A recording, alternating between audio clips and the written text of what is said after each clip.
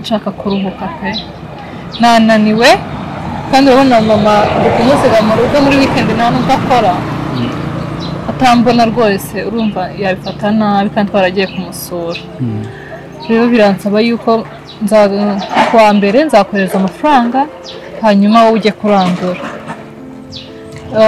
ikintu cyose uzakenera kumbaza uzampamagara hanyuma tuvugire kuri telefone. Yeah, it's okay my queen. Nta kibazo kandi ndabizi ko ikintu cyose tugiye gukora ugikorana umurava. Rero ukeneye no kuruhuka ahubwo warakoze kubwa buri kimwe cyose. Warahabaye ku bwanjye wakoresheje imbaraga nyinshi ndabyumvuranawe kandi nanjye nabibonaga. Ikirenze kuri ibyo uri umukobwa mwiza kuko ureba kure umenya ikintu gikwiye kandi mu gihe gikwiye kuko buriya mama nibyo aragukeneye nawe kandi ubura umushyitsi nubwo ari mu rugo rwose ariko